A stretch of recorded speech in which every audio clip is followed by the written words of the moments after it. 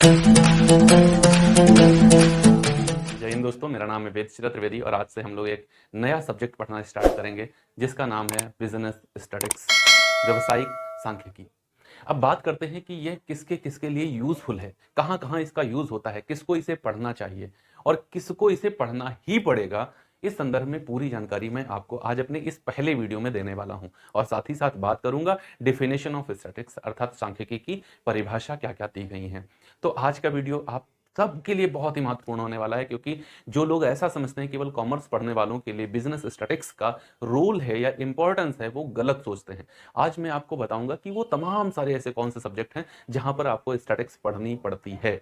बिना इसको पढ़े आप आगे नहीं बढ़ सकते, मतलब इसको पढ़ने के साथ साथ आप आगे बढ़ सकते हैं। तो चलिए स्टार्ट करते हैं और आज हम बात करते हैं स्टैटिक्स की।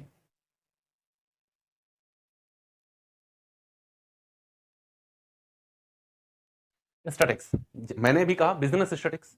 बिजनेस स्टैटिक्स कॉमर्स में है। हम सीधे आज बात करते पहले स्टैटिक्स कहाँ कहाँ और किसको किसको पढ़नी पड़ती है। तो ध्यान से समझिएगा इसको। नंबर एक, अगर आप कॉमर्स पढ़ रहे हैं, कॉमर्स पढ़ रहे हैं तो बीकॉम के थर्ड सेमेस्टर में, कहां पर, बीकॉम थर्ड सेमेस्टर में आपको एक सब्जेक्ट पढ़ना है जिसको कहते हैं स्टैटिस्टिकल मेथड्स।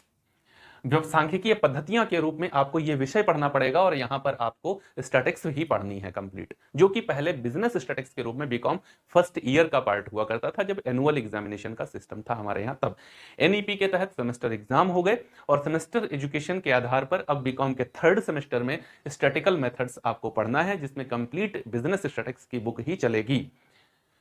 नंबर दो पर कॉमर्स में ही या अलग से आप इकोनॉमिक्स पढ़ते हैं। इकोनॉमिक्स अगर आप पढ़ते हैं तो वो आप बीकॉम कर रहे हो। अगर आप बीकॉम में इकोनॉमिक्स पढ़ते हैं तो स्टैटिक्स बीकॉम में इकोनॉमिक्स में नहीं है, ठीक है ना। लेकिन अगर आप इकोनॉमिक्स ट्वेल्थ क्लास में पढ़ रहे हैं, ट्वेल्थ क्लास में पढ़ रहे हैं या फिर बीए में पढ़ रहे हैं या फिर एमए में पढ़ रहे हैं, तो ट्वेल्थ क्लास बीए एमए में अगर आप इकोनॉमिक्स पढ़ रहे हैं तो यहां पर आपको स्टैटिक्स पढ़नी ही पड़ेगी, क्योंकि यह वहां पर सब्जेक्ट में आपके इंक्लूडेड है। इकोनॉमिक्स स्टैटिक्स बेस्ड ही है, ठीक है, क्योंकि वहां पर भी एनालिसिस किया जाता है और एनालिसिस करने के लिए जो सबसे अच्छा माध्यम है वो स्टैटिक्स है, क्योंकि ये विश्लेषण भी करता है और उसको संख्यात्मक रूप से प्रेजेंटेशन भी उसको देता है। तो इकोनॉमिक्स पढ़ने वाले बच्चे अगर बीकॉम में इकोनॉमिक्स की बात करें तो स्टैटिक्स उसमें नहीं है, चूंकि अलग से स्टैटिकल मेथड्स ही आप पढ़ते हैं। अगर ट्वेल्थ क्लास बीए या एमए की बात करें तो वहां पर उनको इकोनॉमिक्स पढ़ना होता है। नंबर तीन पर हम बात करें सोशियोलॉजी। सोशियोलॉजी अगर आप समाज शास्त्र की बात करेंगे, का सब्जेक्ट क्या है, समाज शास्त्र। समाज शास्त्र, तो यहां पर आपको यहां स्टैटिक्स पढ़नी पड़ती है, यहां पर भी आपको इकोनॉमिक्स पढ़नी पड़ती है। तो बात करें कि कब पढ़नी पड़ेगी, तो फिफ्थ और सिक्स्थ सेमेस्टर में आपको पढ़नी पड़ेगी, क्योंकि एनुअल एग्जाम जब हमारे होते थे, जब एनुअल एग्जाम का सिस्टम था तो ये थर्ड ईयर में सब्जेक्ट होता था सोशियोलॉजी के, और ये बीए और एमए दोनों ही जगहों पर आपको ये यूज में आएगा। बीए और एमए दोनों ही जगहों पर ये यूज में आएगा। अगर आप सोशियोलॉजी से बीए कर रहे हैं या फिर एमए कर रहे हैं सोशियोलॉजी से, तो वहां पर स्टैटिक्स उसमें पूछी जाती है, ठीक है ना। अब नंबर चार पर बात करते हैं एजुकेशन की। क्या चेंज आया भाई, देखो एजुकेशन चेंज होकर के एडुकेशन हो गया है। तो यहां पर भी आपको पढ़ना होता है स्टैटिक्स। कहां पर मिलेगा, तो पहले थर्ड ईयर में था, पहले ये थर्ड ईयर में था, तो ईयर अब खत्म हो गए हैं। एनईपी के तहत हर जगह पर जो एजुकेशन सिस्टम है वो सेमेस्टर के अकॉर्डिंग हो चुका है। तो आपको फिफ्थ और सिक्स्थ सेमेस्टर में आपको ये पढ़ना पड़ेगा बीए में। ये अगर मैं बात करूं तो बीए में पढ़ना पड़ेगा। एमए में है कि नहीं है ये मैं श्योर नहीं हूं, तो मैं बता नहीं पाऊंगा, ठीक है ना। एजुकेशन अगर आप पढ़ते हैं तो पहले थर्ड ईयर में था, अभी फिफ्थ और सिक्स्थ सेमेस्टर में आपको स्टैटिक्स पढ़नी पड़ेगी, कंप्लीट स्टैटिक्स पढ़नी पड़ेगी। इसके कई सारे चीज चैप्टर उसके हैं जो आपको पढ़ने पड़ेंगे, फिर वो सेंट्रल टेंडेंसी हो, स्क्यूनेस हो, कोरिलेशन हो, रिग्रेशन हो, ये सब आपको पढ़ना पड़ेगा। मेथड्स ऑफ डिस्पर्सन हो, ये सब पढ़ना पड़ेगा आपको, ठीक है ना। और अगर बात कर लें थोड़ा सा और आगे, तो इसकी ज्यादा जानकारी हमको है नहीं, क्योंकि मैं कॉमर्स का आदमी, जूलॉजी मतलब साइंस में चले जाएंगे आप, लेकिन जूलॉजी में भी स्टैटिक्स का रोल है। जूलॉजी में, बॉटनी में नहीं, जूलॉजी में स्टैटिक्स का रोल है और स्टैटिक्स के कुछ चीजें जो सेंट्रल टेंडेंसी है वो यहां पर भी यूज होता है, मतलब मीन मीडियन मोड का यूज यहां पर जूलॉजी में भी होता है। तो देखो ये मुख्य रूप से इतने सारे सब्जेक्ट चीजें हो गई हैं जहां पर आपको स्टैटिक्स पढ़ना है। अगर आप बीकॉम कर रहे हैं तो इसको पढ़ना है, बीए एमए कर रहे हैं, बीए कर रहे हैं, एमए कर रहे हैं तो इसको पढ़ना है, बीए कर रहे हैं तो पढ़ना है। यहां देखो आप बीएससी भी कर रहे हैं तो भी इसको पढ़ना है। स्टैटिक्स शिक्षा का ऐसा कोई भी क्षेत्र बचा नहीं है जहां पर स्टैटिक्स आई नहीं है। चाहे शिक्षा हो, राजनीति हो, या फिर धार्मिक चीजें हो, या फिर इकोनॉमिक हो, कुछ भी हो, वहां पर ऐसा कोई भी सेक्टर आज के कंडीशन में बचा नहीं है जहां पर स्टैटिक्स का रोल है नहीं। क्यों ऐसा हो रहा है, क्यों इतना इंपॉर्टेंस इसका बढ़ रहा है? क्योंकि ये एनालिसिस करती है, मतलब विश्लेषण करती है, वास्तविकता के निकट इसकी सूचनाएं होती हैं, और जो भी इसका डिसीजन आता है, मतलब जो प्रेजेंटेशन होता है, वो संख्यात्मक रूप से सरलतापूर्वक समझने योग्य होता है। इस वजह से इसका इंपॉर्टेंस बढ़ता चला जा रहा है। तो अगर आप इनमें से कुछ भी कर रहे हैं, अगर आप बीकॉम कर रहे हैं तब तो आपको स्टैटिक्स पढ़नी ही पढ़नी है। अगर आप इकोनॉमिक्स से बीए में कुछ कर रहे हैं तो भी आपको इकोनॉमिक्स पढ़नी है। 12th क्लास में आप हैं तो भी इकोनॉमिक्स पढ़नी है। सोशियोलॉजी अगर आप पढ़ रहे हैं तो एमए और बीए में यहाँ पर आपको स्टैटिक्स मिलेगी। एजुकेशन अगर आप सब्जेक्ट लेते हैं, शिक्षा शास्त्र में जाते हैं तो भी आपको 5th और 6th सेमेस्टर में ये मिलेगा। मे बी एमए में भी होगा। जूलॉजी में, बीएससी में सेंट्रल टेंडेंसी तो मैं श्योर हूं कि वहां पर ये पूछा जाता है। तो यहां से देखो इतनी सारी चीजें हैं जहां पर स्टैटिक्स का यूज है, इन सब के लिए ये इंपॉर्टेंट है। तो मैं आपके साथ में बहुत ही सरलतापूर्वक, ऐसा नहीं है कि मैं यही सब्जेक्ट लेके आया हूं, पिछले मैं आपको 292 वीडियोस प्रोवाइड करा चुका हूं जहां पर हमने financial accounting, financial management, corporate accounting, income tax और management accounting, ratio analysis, cash flow statement, fund flow statement और ब्रेक इवन पॉइंट से रिलेटेड वीडियोस मैंने प्रोवाइड कराए हुए हैं ऑलरेडी, जिनका कंप्लीट प्लेलिस्ट आपको डिस्क्रिप्शन बॉक्स में दिया है। यदि आपके लिए आवश्यक हो या आपके किसी साथी, सहयोगी, सहपाठी के लिए आवश्यक हो तो उस तक आप उसको शेयर कर सकते हैं। चैनल पर नए हैं तो लाइक जरूर करिएगा, कमेंट बॉक्स में आकर अपनी प्रतिक्रिया जरूर दीजिएगा, और सब्सक्राइब तो जरूर कर लीजिएगा, बेल आइकन को प्रेस कर लीजिएगा, ताकि अगर आप चाहते हैं कि ऐसे वीडियोस आपको बहुत ही सरलतापूर्वक, आसानीपूर्वक, फ्री ऑफ कॉस्ट लगातार मिलते रहें। तो मैं आपको स्टैटिक्स विद थ्योरी, इसके थ्योरेटिकल पार्ट को स्टडी करते हुए मैं न्यूमेरिकल पार्ट की ओर चलूंगा, और सारे ही चैप्टर्स आपको बहुत ही आसानी के साथ समझाने का अपना प्रयास करूंगा, जो कि हमेशा रहता ही है। तो चलिए अब देखते हैं स्टैटिक्स के क्या डेफिनेशंस हैं, मतलब क्या परिभाषाएं स्टैटिक्स के संदर्भ में दी गई हैं। तो अगर परिभाषाओं के आधार पर देखा जाए कि स्टैटिक्स क्या होती है, तो संकीर्ण और विस्तृत परिभाषाएं दी गई हैं। ऊपर की नंबर 1 और नंबर 2 ये दो संकीर्ण परिभाषाएं हैं। ये जो डॉक्टर बाउले ने दिया हुआ है, पहली इन्होंने कहा सांख्यिकी गणना का विज्ञान है, अर्थात इन्होंने एक ही चीज पर फोकस किया। इन्होंने विज्ञान तो बताया, लेकिन क्या कहा कि गणना का विज्ञान है, मतलब सांख्यिकी में हम कैलकुलेशन करते हैं। हाँ, ये बात बिल्कुल सही कही इन्होंने। सूक्ष्म तरीके से अगर देखा जाए, मतलब संकीर्ण तरीके से अगर देखा जाए, बहुत छोटे स्तर पर देखा जाए, तो सांख्यिकी में वास्तविक तौर पर सिर्फ और सिर्फ कैलकुलेशंस ही होती हैं। मतलब कोई एक समस्या होती है और उस समस्या के संदर्भ में हम बहुत सारे आंकड़े एकत्रित करते हैं, फिर उन आंकड़ों के आधार पर अपने उद्देश्यों की पूर्ति के हेतु उनका विश्लेषण करते हैं, टेबुलेशन करते हैं, क्लासिफिकेशन, सब कुछ अलग अलग करते हैं। तो कुल मिलाकर इस तमाम सारे काम को क्या कहा जाता है? कैलकुलेशन कहा जाता है, मतलब गणना कहा जाता है। तो इन्होंने केवल एक वर्ड उठाया कि कैलकुलेशन। जो स्टैटिक्स है, statics is the science of calculation, सिर्फ गणना का विज्ञान है। तो उन्होंने इसको साइंस तो बताया, लेकिन सिर्फ और सिर्फ क्या कहा कि ये गणना का विज्ञान है। अब गणना जो है, कैलकुलेशन जो है, वो बहुत विस्तृत है। उस विस्तृत चीजों को छोड़ दिया इन्होंने, सिर्फ कहा कि कैलकुलेशन है। अब कैलकुलेशन तो ये भी है कि मैं अभी 2-3 लोगों को ढूंढ लूं और उनसे पूछूं, भैया बताओ तुम्हारी सैलरी कितनी है? एक बोले 4,000 है, दूसरा बोले 5,000 है, तीसरा बोले 8,000 है। अब हम कह दें ये हमने कैलकुलेशन कर लिया, ये स्टैटिक्स थी। अरे इतनी कम स्टैटिक्स थोड़े है यार, ये स्टैटिक्स नहीं है, ये सिर्फ एक सूचना है। सूचना और कैलकुलेशन, इन दोनों में बहुत बड़ा अंतर है। तो हम सूचनाएं एकत्रित नहीं करते हैं, सूचनाओं का समूह होता है जिनमें सजातीयता होती है, एक रूपता होती है, और संख्यात्मक रूप से उनको प्रेजेंट किया जाता है। तो ये सूक्ष्म परिभाषा है जो बताती है लगभग उन्हीं सारी चीजों को है, लेकिन बहुत ही संकीर्ण तरीके से। दूसरे में इन्होंने क्या कहा? सांख्यिकी को सही अर्थ में औसतों का विज्ञान। तो देखो इन्होंने विज्ञान पर फिर फोकस किया, साइंस पर फोकस इन्होंने किया, लेकिन क्या कहा कि औसतों का विज्ञान है। यही स्टैटिक्स है सही अर्थों में। विज्ञान क्या होता है? ज्ञान का क्रमबद्ध अध्ययन, ज्ञान का क्रमबद्ध अध्ययन ही विज्ञान है। ज्ञान तो बहुत भरा पड़ा हुआ है, लेकिन उसको क्रमबद्ध करना, उसको समझने योग्य और सरल बनाना, उसको निश्चित नियमों पर सटीक ठहराना, ये क्या है? ये साइंस ने किया है। अदरवाइज ऐसा तो नहीं है कि जब साइंस नहीं थी तो वो चीजें नहीं थी, वो थी, लेकिन वो हमारी समझ से परे थी। हमारे समझने योग्य किसने बनाया है? विज्ञान ने उसको बनाया है, साइंस ने बनाया है। तो साइंस क्या काम करती है? ये ज्ञान का क्रमबद्ध अध्ययन होता है, जिसको विज्ञान कहा जाता है। तो स्टैटिक्स इज द साइंस। लेकिन ये क्या कहते हैं कि statics is the science of average, ये औसतों का विज्ञान है। अब यार मैं कह दूं, अभी मान लो 4 बच्चे हैं किसी के, और वो उनको 1000 रुपए देता है, कहता है आपस में बांट लो, तो वो क्या करेंगे? 1000/4 = 250। तो मतलब ये स्टैटिक्स हो गई? इतनी स्टैटिक्स है? नहीं, ये स्टैटिक्स नहीं है, ये एक सूचना है जो अपनी सरलता के लिए, अपनी जानकारी के लिए कि कैसे विभाजन किया जाए, उसके आधार पर हमने कर लिया है। लेकिन ये वास्तविक रूप से सही है। स्टैटिक्स के जितने भी मेथड्स हम पढ़ेंगे, जितने भी मेथड्स पढ़ेंगे, जितना जो कुछ कैलकुलेशन करेंगे, जितनी कैलकुलेशन करेंगे, वो सब की सब कैलकुलेशन बेस करेगी कहां पर, एवरेज पर। तो जब सब कहीं से घूम करके आओगे तो कहां पर आ जाओगे, औसत पर आ जाओगे, है ना। औसत क्या कहते हैं, हम जैसा कहीं आपको दिलबर न मिलेगा, मतलब ये सबसे ईमानदार, मोस्ट ऑनेस्ट पर्सन है जो स्टैटिक्स के अंदर है, उसको कहते हैं एवरेज।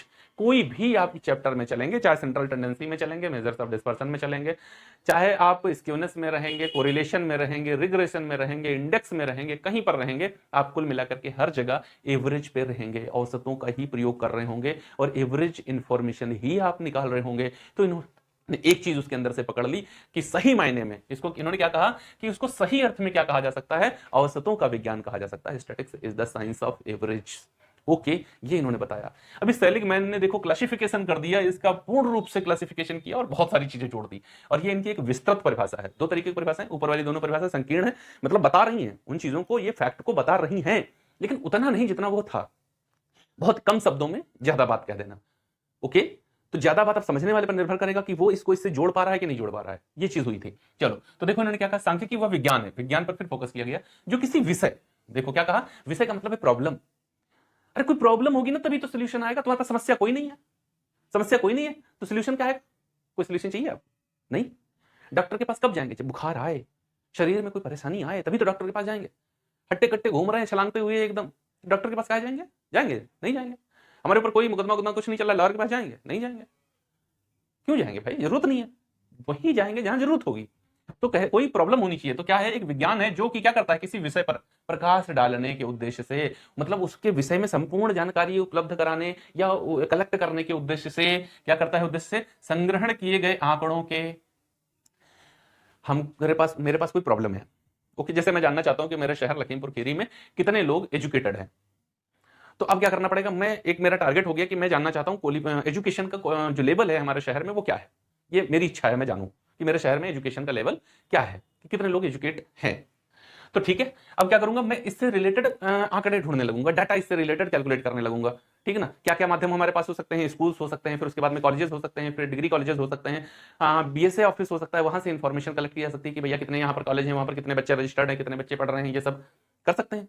तो ये आंकड़ों का क्या करेंगे, भंडारण कर लेंगे, इकट्ठा करने लगेंगे, जहां जहां से मिल जाएंगे, जहां जहां से मिल जाएंगे सब आंकड़े उससे संबंधित इकट्ठा करने लगेंगे। तो क्या करेंगे, संग्रहण किए गए आंकड़ों के संग्रहण। फिर उन्होंने क्या कहा, पहला काम क्या होता है, संग्रहण। कोई प्रॉब्लम है तो उस प्रॉब्लम पर प्रकाश डालने के लिए आप क्या करेंगे, सबसे पहले उससे संबंधित आंकड़ों का संग्रहण करेंगे।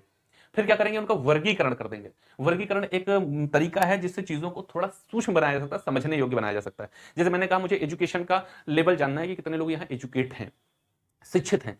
तो अब लोगों में तो कई चीजें आ जाती हैं, मेल भी हैं, फीमेल भी हैं, ठीक है ना, उसमें चिल्ड्रंस भी हैं और अडल्ट भी हैं। तो हमको अगर मैं इस तरीके से अपना डाटा कलेक्ट कर रहा हूं, मैंने जो डाटा कलेक्ट किया है उसको मैंने इस तरीके से डिवाइड कर दिया है, इसमें मेल कितने, फीमेल कितने, ठीक है ना। फिर चिल्ड्रन की कंडीशंस में कितने लोग आते हैं और एडल्ट की सिचुएशन में कितने लोग आते हैं। तो ये क्या हो रहा है, ये वर्गीकरण में कर रहा हूं, उनका क्लासिफिकेशन, मतलब अलग अलग वर्गों में बांट देना। अब मैं उनको वर्गीकरण कर रहा हूं। और भी हो सकता है कि इसमें से कितने लोग ऐसे हैं जो शहरी क्षेत्र से आते हैं और कितने लोग ऐसे हैं जो ग्रामीण क्षेत्र से आते हैं। तो ग्रामीण और शहर के आधार पर मैंने उनका क्लासिफिकेशन करने लगूंगा। तो जब सूचनाओं को किसी आधार पर अलग अलग वर्गों में बांट दिया जाता है तो उसको वर्गीकरण कहा जाता है। तो ये स्टैटिस्टिक्स करती है। तो वर्गीकरण, फिर उसका क्या है, प्रदर्शन। प्रदर्शन मतलब जब हमारी जो इंफॉर्मेशन मैं कलेक्ट करना चाहता हूं वो जब पूरी हो जाएगी तो मैं उसका प्रेजेंटेशन दूंगा, बताऊंगा कि देखो जो ये सूचना मैंने कलेक्ट करी है उसके संदर्भ में ये वाली इंफॉर्मेशन कलेक्ट हो गई है मेरी, ठीक है ना। तो प्रदर्शन होता है। प्रदर्शन किसके लिए होता है, क्योंकि मेरी कोई प्रॉब्लम रही है ऐसी, मैं जानना चाहता हूं ये लेवल क्या है, तो उसके बाद में, या फिर मैं किसी के लिए काम कर रहा हूं तो उसके सामने प्रेजेंटेशन होगा इसका, ठीक है ना। तो प्रेजेंटेशन होता है। प्रेजेंटेशन के बाद तुलना होती है। अगर मैं देखना चाहता हूं कि मैं अपने लखीमपुर की बात कर रहा था, फिर मैं देखना चाहता हूं सीतापुर में एजुकेशन का लेवल क्या था। तो सीतापुर में एजुकेशन का लेवल मुझे पहले से पता था, लखीमपुर का मैंने कैलकुलेट कर लिया। अब दोनों में क्या हो रहा है, तुलना हो रही है, कंपेयर कर सकते हैं कि कहां का एजुकेशन लेवल ठीक है। ओके, तो क्या होता है, तुलनीय होने चाहिए। आपके द्वारा कलेक्ट किए गए डाटा जो है वो कैसा होना चाहिए, तुलनात्मक होना चाहिए। अगर तुलना नहीं हो सकती तो नहीं हो सकता। फिर व्याख्या, अगर कमी है कहीं पर, यहां सीतापुर में कमी है या लखीमपुर में कमी है, या तो क्या है कारण, उसके कारण क्या है। कॉज एंड इफेक्ट पर काम करता है स्टैटिस्टिक्स आपका। तभी तो हम कहते हैं ये साइंस भी है और आर्ट भी है। कॉज एंड इफेक्ट, कारण और प्रभाव दोनों पर बात करता है। तो व्याख्या करने की रीतियों का विवेचन करता है, स्टैटिस्टिक्स क्या है, ये किसी विषय पर प्रकाश डालने के उद्देश्य से आंकड़ों का संग्रहण करता है, वर्गीकरण करता है, सरणीयन करता है और उसके बाद में उनका प्रदर्शन करता है, तुलनीयता होती है उनमें, और व्याख्या करने के उद्देश्य से उनका विवेचन करती है। तो यह है स्टैटिस्टिक्स। कुल मिलाकर अब बात जो ये कह रहे थे वो गलत नहीं थी। हम यहाँ पर औसतों के आधार पर ही कैलकुलेशन करेंगे और यहाँ पर गणना का ही विज्ञान है। ये जो हमने जो कुछ भी किया है वो किया तो कैलकुलेशन ही है। तो इस संकीर्ण अर्थों में ये बात थी और विस्तृत बात इन्होंने ये कही है। इन्होंने तमाम सारी चीजों को इसकी मिला लिया है, जिसने लगभग चीजों को क्लियर कर दिया है, लेकिन कुछ चीजें फिर भी रह गई हैं। तो इसकी उपयुक्त परिभाषा क्या हो सकती है, मतलब एक सुटेबल डिफिनेशन क्या हो सकती है। तो देखो नीचे लिखा है, सांख्यिकी एक विज्ञान और कला दोनों है। इन्होंने कला को यहां पर कहीं पर भी जगह नहीं दी थी। कला का मतलब क्या होता है, किसी भी कार्य को करने का सबसे बेहतरीन ढंग जो है उसको कला कहते हैं, उसको आर्ट कहते हैं। जैसे ये मार्कर अगर मेरे को बनाने को दे दिया जाए ना, और मशीन भी दे दी जाए, मटेरियल भी दे दिया जाए, फिर भी कहा जाए इसको बना दो, मैं नहीं बना पाऊंगा। क्यों? क्योंकि इसको बनाने की स्किल मेरे अंदर नहीं है। लेकिन जिन लोगों के अंदर इसको बनाने की स्किल है, जो इसको बनाते हैं, देखो कितना अच्छा डिजाइन कर दिया है ना। ये खुरदरा भी हो सकता था, पता हाथ में पकड़ो गड़ जाए यहाँ पे, है ना। आपके आसपास जितना फर्नीचर आप देख रहे हो, ये फर्नीचर आप बना सकते हो। सब कुछ आपको दे दिया, मटेरियल और मशीन, मानो सब कुछ, मानो आप है, मशीन और मटेरियल दोनों दे दिया, कहा जाए बनाओ, बना लोगे? नहीं, है ना। तो कार्य को करने का जो सबसे बेहतरीन ढंग होता है उसको आर्ट कहते हैं। और ये क्या होता है, अट्रैक्ट करता है, लोगों को आकर्षित करता है अपनी तरफ। तो सांख्यिकी की रीतियां जो है वो अट्रैक्ट करती हैं। ऐसे ही थोड़े इसका सभी जगहों पर यूज होने लगा है। इसने अट्रैक्ट किया है लोगों को, इसने बताया है कि मैं बहुत यूजफुल हूं तुम्हारे लिए, मेरा यूज करो। ओके, तो कला और विज्ञान दोनों है जो सामाजिक, ये समाज में भी लगती है, आर्थिक, प्राकृतिक या अन्य समस्याओं, मतलब हर जगह लगती है, चाहे सामाजिक हो, आर्थिक हो, राजनीतिक हो, धार्मिक हो, सांस्कृतिक हो या फिर प्राकृतिक हो, अन्य कोई भी समस्या हो से संबंधित। देखो फिर वही बात जो इन्होंने कहा था, किसी विषय पर प्रकाश डालने के लिए, तो फिर संबंधित। समंको इन्होंने कहा था आंकड़ों, देखो इन्होंने आंकड़ों की बात की थी। आंकड़े समंक एक ही बात होती है। समंकों के संग्रहण करते हैं, वर्गीकरण करते हैं और फिर सारणीयन करते हैं। वर्गीकरण और सारणीयन। सारणीयन जो है ये क्या होता है, एक बहुत आंखों को अच्छा लगने वाली चीज, दिमाग में आसानी से बैठ जाने वाली चीज को क्या कहते हैं, सारणीयन कहते हैं, टेबुलेशन कहते हैं। बिखरे हुए आंकड़े अगर दे दिए जाएं तो समझना मुश्किल पड़ जाएगा। जैसे मैंने कहा, मैंने सारे आंकड़े कलेक्ट कर लिए हैं कि एजुकेशन का लेवल क्या है, भंडार का हो गया मेरे पास, उनको समझा नहीं जा सकता। तो उनका मैं वर्गीकरण करूंगा, उनका क्लासिफिकेशन करूंगा, रूरल कितने हैं और हमारे यहाँ पर अर्बन कितने हैं, मतलब शहरी कितने हैं, और उसके बाद में उसमें चिल्ड्रन कितने हैं, अडल्ट कितने हैं, मेल कितने हैं, फीमेल कितने हैं। ये हो गया मेरा वर्गीकरण, इनको मैंने इसे बांट दिया। फिर क्या करूंगा, इन सूचनाओं को फिर से बिखरे पड़े हुए हैं, अभी कम हो गए हैं, सूक्ष्म हो गए हैं, अलग अलग लेकिन बिखरे हैं। अब इनको मैं अलग से सारणी, इनका टेबुलेशन कर दूंगा, मेल, फीमेल, चिल्ड्रन, अडल्ट और रूरल, अर्बन। अब ये पूरी टेबल एक साथ देखो, आपको सारी चीजें उस टेबल से क्लियर हो जाती हैं। तो टेबुलेशन मतलब वर्गीकरण के बाद में एक नेक्स्ट स्टेप है जो चीजों को सरल करता है, उसको कहते हैं सारणीयन, टेबुलेशन। फिर प्रस्तुतिकरण, उनका प्रेजेंटेशन होता है। जो सूचनाएं कलेक्ट कर रहे होते हैं, तो पहले ही बात हो गई ना, किसी सामाजिक या समस्याओं, किसी समस्या के संदर्भ में ही तो आंकड़े हम कलेक्ट कर रहे थे, तो बाद में उस समस्या के आधार पर हम उनका प्रेजेंटेशन करते हैं कि देख भाई इस तरीके से इसका सोल्यूशन मिल सकता है, या फिर ऐसे इस वजह से ये हो रहा था, कौन सी बताया आपको। प्रस्तुतिकरण, संबंध स्थापन, कॉज इफेक्ट, संबंध स्थापन, ये ऐसा हुआ इसका कारण ये था, ये ऐसा हो रहा है इसका कारण ये है, संबंध स्थापन। निर्वचन, ठीक है ना, निर्वचन क्या, प्रेजेंटेशन। और पूर्वानुमान, फिर जो हम इसके आधार पर पूर्वानुमान करते हैं, फोरकास्टिंग, कि आगे क्या करना चाहिए हमको, क्या करने से सिचुएशन सही हो सकती है, क्या करने से हमारे हाथ में चीजें आ सकती हैं, क्या करने से अधिक लाभ हो सकता है, क्या करने से समाज सुधर सकता है, वेतन में कितनी वृद्धि करी जाए, महंगाई कितनी बढ़ रही है, ये सब क्या है, ये सब कुछ तो स्टैटिस्टिक्स में शामिल है। तो पूर्वानुमान से संबंध रखती है। इसका संबंध क्या होता है, पूर्वानुमान के लिए ही सूचनाओं के संदर्भ में, हम समस्या के संदर्भ में ये सब कुछ करते हैं ताकि निश्चित उद्देश्य की पूर्ति हो सके। निश्चित उद्देश्य की पूर्ति के लिए ये सब कुछ किया जाता है। तो उम्मीद है अभी सांख्यिकी है क्या, इसके अंदर क्या करने वाले हैं हम लोग, ये आपको समझ में आ गया होगा। तो ये डिफिनेशंस हैं जिसमें बताया गया ये गणना का विज्ञान है, ये औसतों का विज्ञान है, और ये आंकड़ों का संग्रहण, वर्गीकरण, प्रदर्शन, तुलनीयता, व्याख्या, सारणीयन, प्रस्तुतिकरण, संबंध स्थापन, निर्वचन करने की एक कला है। तो उम्मीद है सांख्यिकी है क्या, ये आपको बात समझ में आ गई होगी। अब हम आगे जब अगले वीडियो में मिलेंगे तो वहां देखेंगे ये स्टैटिक्स कब से हमारे साथ में है, कब से इसका जन्म हुआ, किसने इसका जन्म किया, कहां से ये लिया गया, और इसके संदर्भ में इसकी कैरेक्टरिस्टिक्स पे बात करेंगे। अगर ये वीडियो अच्छा लगा हो तो लाइक जरूर करना, कमेंट बॉक्स में आकर के अपनी प्रतिक्रिया हम तक जरूर पहुंचाइएगा। अगर चैनल पे नए हो तो चैनल को सब्सक्राइब जरूर कर लेना, बेल आइकन प्रेस कर लीजिए ताकि आने वाले वीडियोस नोटिफिकेशन आपको बिना किसी विलंब के फटाफट मिल सके। मिलते हैं अगले वीडियो में, तब तक